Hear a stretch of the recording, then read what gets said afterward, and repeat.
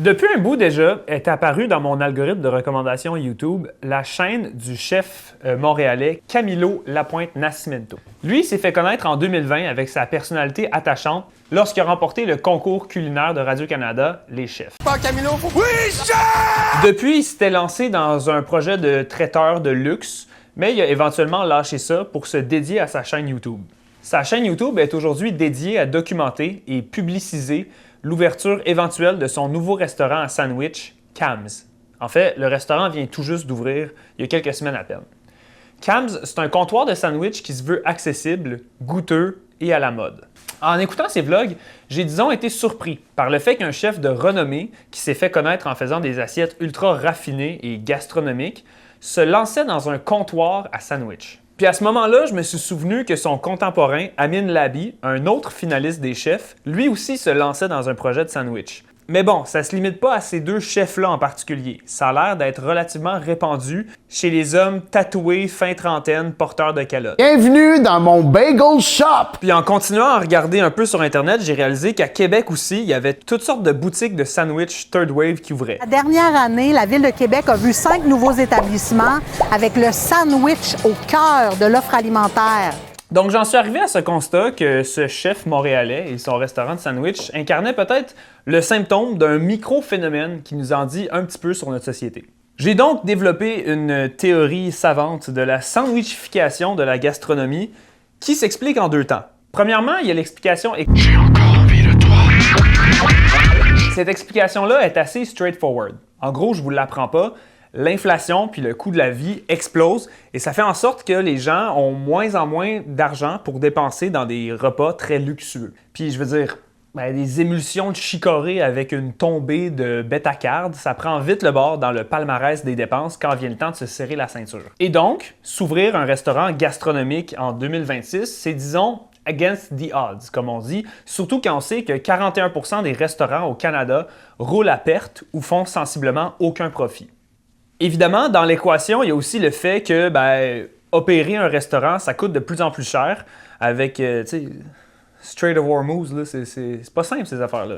Donc, si tu es un chef avec un grand capital symbolique et social, aussi appelé clout, mais que tu n'es pas genre multimillionnaire et que tu veux ton adresse, le move stratégique, c'est clairement pas d'ouvrir un truc haut de gamme à 400$ le souper 5 services, d'autant plus que ton public est principalement composé de gens entre 20 et 35 ans sur Instagram qui sont à peine capables de payer leur loyer. Donc, tu t'ouvres un spot à lunch avec une offre de repas qui se veut raffinée tout en restant relativement accessible.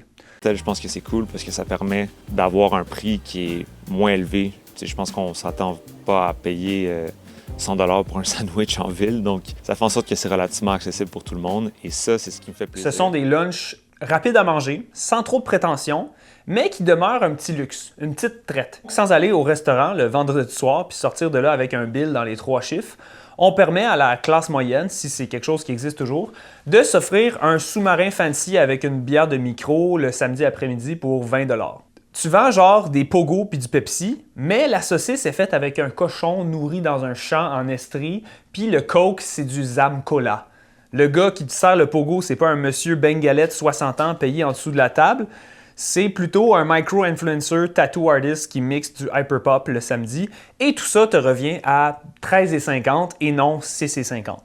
Donc, au-delà de l'explication économique, pourquoi ces commerces Third Wave s'inspire et adapte un classique de la nourriture populaire, c'est-à-dire le sandwich.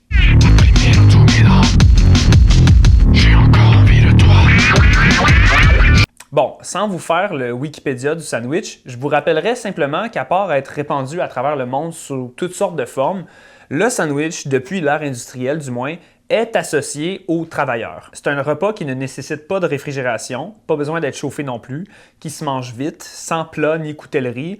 C'est de la bouffe de jobbeux, ou du moins de gens occupés. Par exemple, on dit que l'origine du fameux sous-marin italien que reproduisent aujourd'hui Bossa, Renzo ou Pisa, ça remonte aux immigrants italiens du début du 20e siècle sur la côte est des États-Unis qui mangeaient ça sur les chantiers navaux.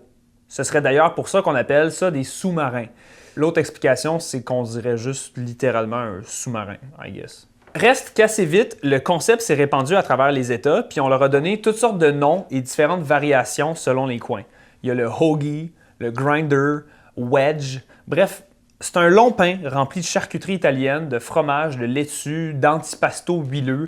Puis là, tu as toutes sortes de variations. Là. Il y a le New York Meat Style Hero qui a l'air délicieux. Toute cette culture du grinder sandwich est comme revenue de l'avant autour de 2022 sur TikTok avec le phénomène de la grinder salad sandwich et de l'esthétisation de la nourriture.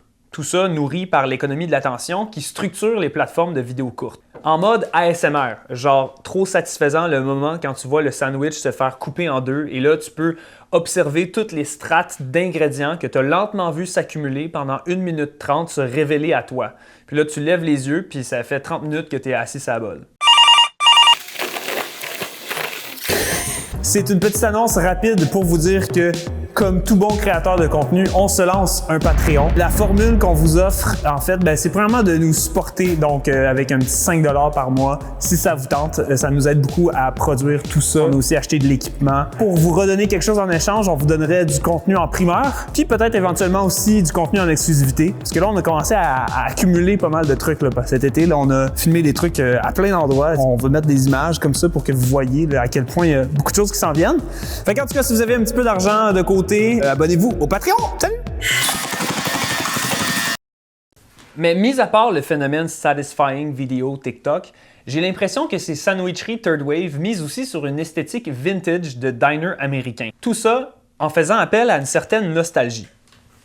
Fait on avait nos inspirations des années 70, un peu salon des années 70, cette texture-là, cette chaleur-là. Montréal, par exemple, a des sandwicheries, des diners qui, avec le temps, ont intégré le folklore local et sont devenus des sortes d'emblèmes de la ville.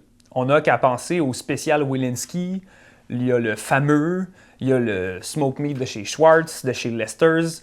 Des sandwichs bon marché, produits de l'immigration juive du début du 20e siècle, qui aujourd'hui tiennent essentiellement du tourisme et chargent genre 3$ pour un pickle. C'est cette même esthétique rétro que répliquent aujourd'hui les sandwicheries Third Wave comme celle de Camilo. Il y a toute une iconographie, des tabliers de couleurs pour les cuistots, des stools en cuir, un plancher quadrillé, la devanture peinte sur le mur comme dans le temps. On a vraiment l'impression de revenir aux années 50, 60, 70, mais avec un skater du Myland aux sourcils bleachés qui te sert ton sandwich. Tout ça fait aussi écho à la série The Bear qui, rappelons-le, raconte l'histoire d'un jeune chef qui reprend le snack bar familial pour le elevater ou le gentrifier. Dans ses vlogs, Camilo explique avoir eu l'idée pour son restaurant s'étant inspiré du sentiment qu'il ressent lorsqu'il entre dans des diners américains comme ça. J'aime ça aller déjeuner dans les endroits style diner, cantine. Je trouve qu'il y a une émotion vraiment plaisante dans le fait d'aller s'asseoir dans un diner où est-ce qu'il y a des banquettes, où est-ce que le service est un petit peu plus moins pris au sérieux. Et cette chaleur-là, c'est quelque chose que j'ai envie de reproduire dans le futur restaurant. C'est pour ça que le concept est vraiment inspiré des diners et de cette émotion-là. Un sentiment réconfortant d'être dans un endroit familier, d'entrer dans une sorte de capsule temporelle, comme quand on rend visite à nos grands-parents. Je pense que ce sentiment de réconfort nostalgique vient du fait que ces commerces ont, avec le temps, intégré le tissu des quartiers des métropoles nord-américaines, puis avec les années qui passent, puis les choses qui changent, ces piliers-là sont restés indifférents, inchangés, comme s'ils étaient hermétiques aux intempéries externes. Avec leur décor vieillissant, les affiches qui jaunissent, il y a juste les différentes générations de propriétaires portant le même nom de famille qui se succèdent. Il y a les prix qui fluctuent, mais la recette ne change pas. Le sandwich du Wilinski n'a pas changé depuis presque un siècle et il y a comme quelque chose de rassurant là-dedans. Mais on n'aurait pas le même sentiment vintage réconfortant si le restaurant témoignait d'une époque trop distante. Si ça remonte trop loin dans le temps, l'effet est différent. Sûrement que plus on peut se projeter dans une époque facilement, plus on peut la regretter facilement. Je peux aimer le look vintage de Montréal des années 60, mais j'ai de la difficulté à m'imaginer vivre à Montréal au 17e siècle. Genre, oh my god, Montreal vibes! Genre, hier, je mangeais une chaudrée de morue, puis là, j'ai appris que mon 12e cousin est mort du scorbut. Et c'est peut-être pourquoi le Schwartz et autres vestiges de cette époque précise, entre les années 30 et les années 80-90, nous font quelque chose. Nos parents, nos grands-parents ont connu ces décennies-là. C'est une époque lointaine, mais qui est toujours à portée de main. On côtoie toujours des gens qui l'ont vécu. Des fois, même les restaurateurs qui ont ouvert ces commerces-là sont toujours vivants.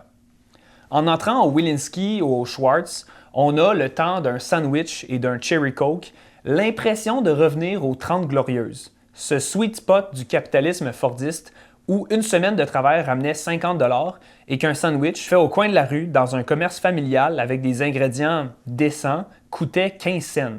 Il y avait les enfants qui jouaient dans les ruelles, puis le laitier qui passait chaque matin. Tout était bien simple. Bon, tout le monde était méga sexiste, homophobe et raciste, puis les homicides étaient super élevés. Donc je sais pas si le Montréal d'après-guerre était vraiment plus simple, mais une chose est sûre, le système avait l'air de fonctionner, du moins pour les gens ordinaires. Bref, la classe moyenne voyait le jour. Dans le temps où j'écoutais assidûment Mike Ward sous écoute, comme tout bon white boy, j'avais été marqué par ce témoignage d'Yvon Deschamps qui relatait justement cette époque révolue. Ça coûtait rien, les années 70. Là. Pour moi, les plus grandes années, c'est 60-70 où on en avait le plus pour notre argent. Ouais. Dans les années 60, ma première femme et moi, Myriel, on était des jeunes acteurs. Avec 2000 pièces par année à deux, on avait un autosport, on vivait au centre-ville, on mangeait au restaurant au moins 4 fois par semaine. C'est tout, ça fait pas de bon sens. Aujourd'hui, dans ce temps-là, dans les années 60, où encore beaucoup de femmes restaient à la maison, un homme au salaire minimum pouvait faire vivre sa famille. Aujourd'hui, là, c'est ça. Là. Hein? Non. Alors, c'était merveilleux. Tu avais plein pour ton argent, tu en avais. Mettons que... Une époque rude, mais où c'était possible d'atteindre le rêve américain, un confort. De nos jours, le sandwich continue d'être le plat du travailleur moyen, du monde ordinaire. Mais bon, si on est un travailleur pressé avec un horaire de 45 heures semaine en 2026, c'est rarement un sous-marin elevated avec de l'aneth fraîche et des charcuteries locales qu'on mange, mais plutôt lui qui a pris comme nom le statut qu'il incarne, le infamous wrap du travailleur de chez Tim Hortons. Composé d'éléments congelés, hautement transformés et élevés en sodium, le wrap du travailleur est loin d'être un sandwich comme ceux de Schwartz ou du Cam's. Et ce, même si Tim Hortons, lui aussi, porte le nom du monsieur qui a ouvert un commerce local il y a 60 ans en Ontario. Ce nom sympathique est depuis longtemps devenu un symbole vide d'une chaîne de restaurants complètement mondialisée, détenue par une société cotée en bourse, dont l'actionnaire principal est un fonds d'investissement brésilien. Et donc, c'est peut-être de s'épargner ça, le nouveau luxe de notre génération. Alors que la clientèle de la haute gastronomie s'étiole tranquillement, tellement ça devient inaccessible, et que la nourriture cheap est composée d'aliments surtransformés, vendus par des multinationales complètement impersonnelles, le dernier luxe culinaire que peut se permettre les jeunes générations, ce serait de revenir momentanément à une autre époque, où tout était moins diffus, mondialisé et plus ancré dans des lieux et des individus qu'on connaît pour vrai. Reproduire le sentiment d'un commerce de quartier présent depuis 50 ans. C'est un peu ce que vise à faire symboliquement Cam's et les autres sandwicheries Third Wave. Revenir à une époque à laquelle, avec peu, on pouvait s'acheter un bon sandwich frais, puis qu'on pouvait associer le nom sur la devanture avec un des visages du quartier. Cette émotion-là du diner, il y a beaucoup justement de diners qui sont nommés derrière le surnom ou le nom du propriétaire ou d'un proche de la famille. Il y a quelque chose de chaleureux dans ça. Je trouve que ça évoque beaucoup d'émotions, de l'hospitalité, de dire « Hey, viens chez moi ». En passant, je hate pas, là, je suis le premier à me claquer un truc Third Wave. Je ne méprise pas ces entreprises. Je fais juste le constat que, en tant que sandwich enthousiaste, on se retrouve un peu ensandwiché entre la romantisation nostalgique d'une époque révolue qui ne pourra jamais être reproduite parce que les conditions matérielles ne seront jamais les mêmes, et la dystopie des monopoles agroalimentaires insipides qui nous rendent obèses et diabétiques. Je pense qu'à l'avenir, on n'a pas le choix de commencer à faire son propre pain au levain, égorger son propre cochon dans son 3,5, puis se faire pousser sa laitue iceberg hydroponique sur son balcon. Bon appétit!